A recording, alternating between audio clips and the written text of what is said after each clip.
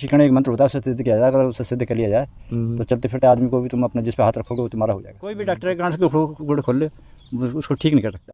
जाऊँगा किसी तरह कि भाई भैया उसके साथ ऐसा ऐसा कर दे, वैसे करते हैं वो लोग। किसी को बुखार आता है, किसी को जाड़ा आता है, कोई कैसी परेशान है, कोई कैसी परेशान है, किसी के हाथ पैर मुड़ जाते हैं, कि कुछ हो जाते हैं। महिला करे या पुरुष करे, हर आदमी अपने लिए करता है, दूसरे के लिए। जब डॉक्टर के द्वारा न हो पाए, डॉक्टर फेल हो चुके हैं, डॉक्टर फेल हो जाए, तब संत का सहारा लेना चाहिए।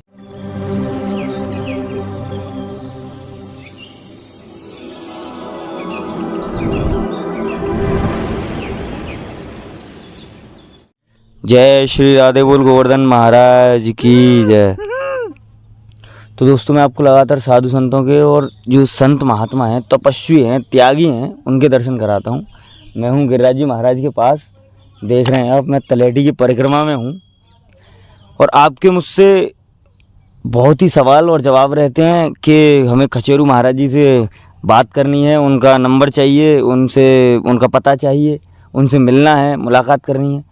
तो आज मैं हूँ फिर दोबारा से खचेरू महाराज जी के पास में, जो कि आज का जो विषय रहेगा वो महाराज जी हमें बताएंगे कि आपको जो समस्याएं हैं, जो नित्य समस्याएं झेलनी पड़ती हैं, उनके बारे में, उनका समाधान महाराज जी आज बताएंगे।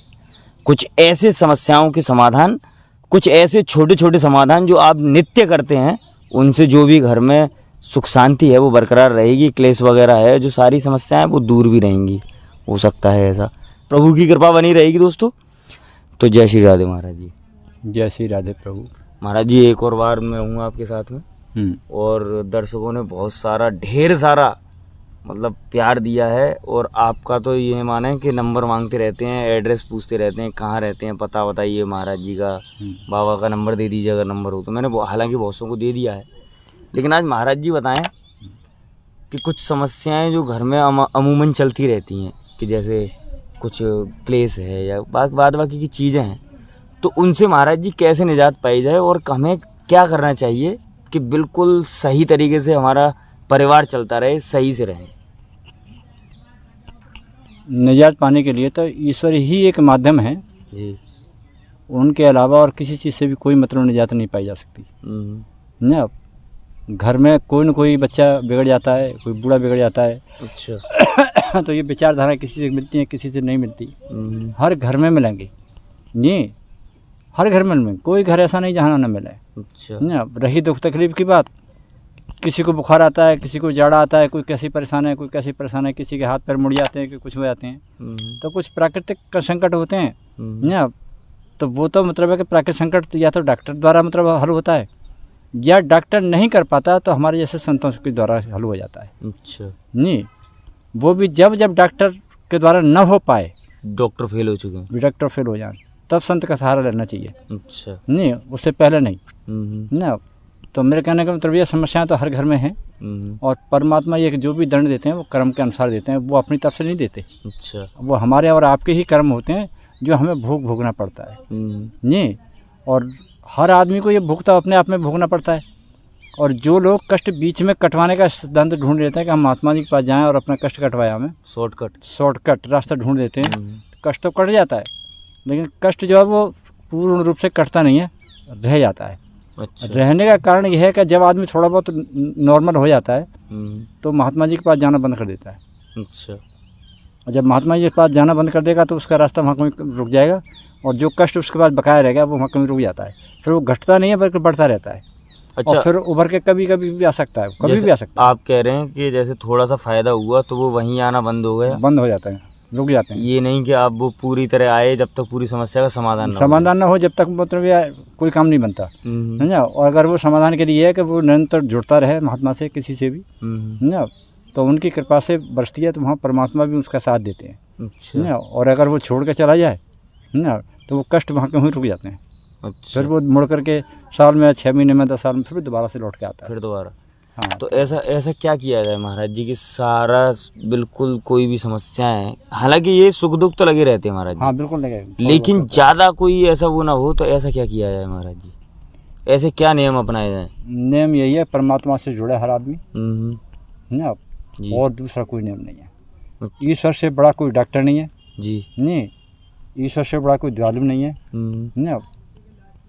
जो कुछ है ब्रह्मांड के संचालन करने वाले, उनके आगे सब फेल हैं, कोई आगे नहीं है। अच्छा। हाँ, डॉक्टर लोग भी मतलब इलाज करने जाते हैं, बहुत से मरीज आते हैं जो मरीज की मर्ज को ढूंढते ढूंढते वो यानी कितने ही मतलब कितने वो क्या कर देते हैं, टेस्ट कर देते हैं, कितनी जांच हो जाती है, कितने कितना जांच कुछ कर हो डालते जाता हैं, कितने टेस्ट कर डालते हैं, लेकिन उनके टेस्ट में कुछ नहीं आता। है। नहीं, हार के मतलब वो मरीज जो है संत लोगों के ही पास आते हैं, ऐसे लोग। अच्छा। तो वो भी संत लोग, हर एक संत के पास ये चीज़ नहीं होगी। तंत्र का जिन्हें ज्ञान रहता है वो थोड़े वो करते हैं, हाँ, इन हर एक चीज़ों के का पास समाधान नहीं। करते हैं। लेकिन महाराज जी ऐसे पता कैसे चलता है कि जैसे अब यहाँ डॉक्टरों का कोई वो नहीं है, काम नहीं है, और तब तक अगर लेट हो जाए तो फिर? वहाँ दवाई काम नहीं करती। जहाँ परमात्मा की कृपा नहीं बरसेगी वहाँ वो दवाई काम नहीं करेगी। अच्छा। डॉक्टर की, कोई भी डॉक्टर के गांठ को गुड़ खोल ले उसको ठीक नहीं कर सकता जब परमात्मा की मेहरबानी नहीं बरस रही तो, समझा। हाँ, अगर उनकी परमात्मा की मेहरबानी जैसी बरस गई तो दवा भी, डॉक्टर की भी दवा काम करेगी, और हो सकता है कि संत की भी दवा काम कर जाए, दुआ काम करने लगे। हाँ। अच्छा। तो महाराज जी ऐसे छोटी मोटी घर की समस्याएं रहती हैं, क्लेश रहती है, बच्चे सही रास्ते पे नहीं चलते, तो फिर उसके लिए क्या किया जाए? कुछ उपाय महाराज जी ऐसा बताएं कि जिससे सही रहे, या डेली करने वाले हों, जैसे महिलाएं करें या फिर पुरुष करें, कौन करे?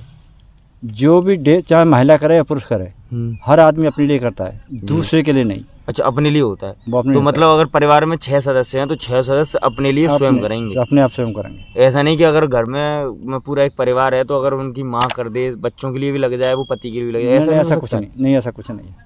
तो हाँ, कैसे? ये है कि अगर वो भक्ति द्वारा थोड़ा बहुत आगे बढ़ रहे हैं तो वो अपने आशीर्वाद द्वारा थोड़ा कम कर सकते हैं वो, लेकिन पूर्ण रूप से सही नहीं कर सकते। अच्छा। समझे जी, पूर्ण रूप से सही नहीं कर सकते। तो जो भी फल मिलता है वो अपने भक्त के ही लिए परमात्मा उसका फल देते हैं, जो भी क्रिया जो आप उनका भक्त करता अच्छा। है। अच्छा। जो भी फलस्वरूप, यानी कोई कैसे भी पाठ पूजा कर रहा है, चाहे भजन कर रहा है या तपस्या कर रहा है, कुछ भी कर रहा है, तो परमात्मा उसी जीव के लिए मतलब सब कुछ जो फल देंगे वो उस जीव के आधार पर उसी को मिलेगा। अच्छा। और हाँ, किसी उसको दूसरे के लिए नहीं है, परिवार के मतलब लिए जो कर्म किए जाते हैं वो स्वयं के लिए किए नहीं, जाते हैं। स्वयं के लिए किए जाते हैं। अच्छा। तो फिर महाराज जी फिर परिवार को कैसे सही चलाएगा? अगर संचालन रूप में अगर सभी परिवार वाले सही हैं और चल रहे हैं तो परिवार में कोई बिगाड़ नहीं आएगा, शांति बनी रहेगी बिल्कुल। अच्छा। ना, और अगर एक भी विद्रोह गया और रास्ता उसने नाप दिया तभी परिवार में विद्रोह पैदा हो जाता है। अच्छा। हाँ, तो ये विद्रोह पैदा करने के लिए भी और भी बाहर की, जैसे आप हैं और हम हैं, कोई बुरी संगत में पड़ जाए तो तब विद्रोह हो जाएगा। तो बुरी संगत, और फिर कुछ वो भी आप कुछ बता रहे थे कि कौन अघोरी, कौन क्या? वो तो तांत्रिकों का काम है।